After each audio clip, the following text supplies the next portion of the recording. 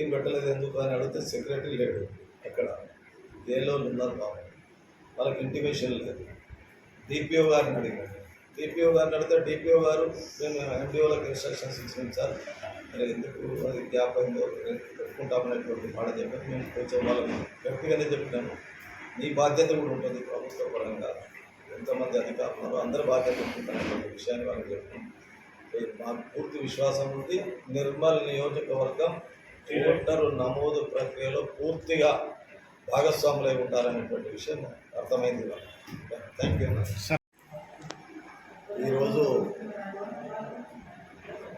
రాష్ట్ర ప్రభుత్వం ప్రతిష్టాత్మకంగా తీసుకున్నటువంటి ఎస్ఐఆర్ ప్రోగ్రాం ఏదైతే ఉందో ఆ ప్రక్రియ నడుస్తున్నటువంటి తరుణంలో ఫేజ్ 2 ఈ రోజు నుండి గ్రామ సభలు రాష్ట్రమంతటా జరుగుతూ ఉన్నాయి.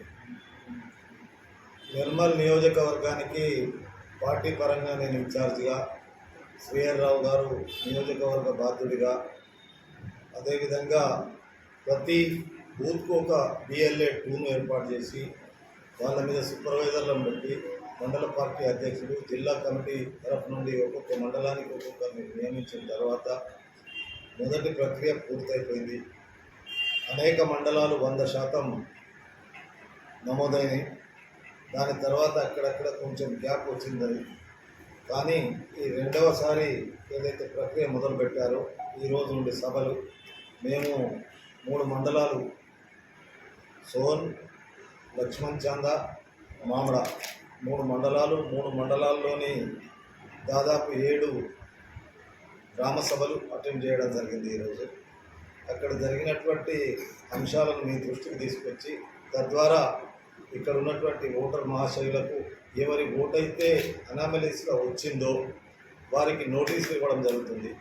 నోటీస్ అంటే పెద్ద అదేం కాదు, మన పేరుకు ముందు సర ఏదైతే ఉండదో ఆ సర్ ఇంతకుముందు లేకుండే, ఇప్పుడు సర్ ఉంటుంది.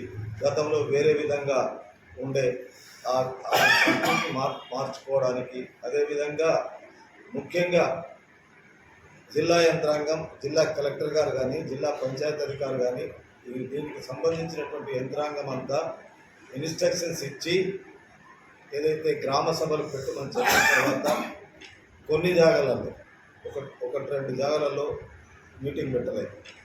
మేము అధికారులను అడిగితే మాకు ఇంతవరకు తెలుపలేదు అనే మాట చెప్పారు.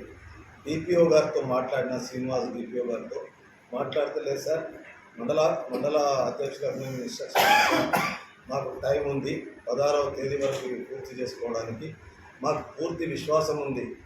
ఎంతమందినైతే అనామలీస్గా తీసేశారో వాళ్ళకు నోటీసులు అందిన తర్వాత మళ్ళీ ఆ నోటీసులను వెరిఫై చేయడానికి మా పార్టీ పరంగా కూడా మొత్తం పనిచేస్తూ ఉన్నటువంటి యంత్రాంగం ఉంది.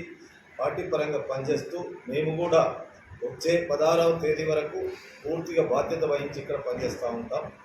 మీతో కోరుకునేది ఒకటి, మీ ద్వారా ఈ నియోజకవర్గంలో ఉన్నటువంటి ఓటర్లు ఎవరైతే ఉన్నారో ఒక్క ఓటు కూడా నమోదు కాకుండా ఉండకూడదు అనేటువంటి అంశంతో రాష్ట్ర కాంగ్రెస్ కమిటీ అధ్యక్షుడు మహేష్ కుమార్ గౌడ్ గారి ఆదేశం, గౌరవ ముఖ్యమంత్రి రేవంత్ రెడ్డి గారు పదే మాకు ట్రైనింగ్లు ఇస్తూ, శిక్షణను ఇస్తూ, ప్రాంతాలను పంపిస్తూ, ఇన్ఛార్జ్లను పెడుతూ, మా మీద ఇంకా పార్లమెంట్ ఇన్ఛార్జ్లను పెడుతూ ఈ పూర్తి బాధ్యతతో నడుస్తున్నటువంటి విషయం.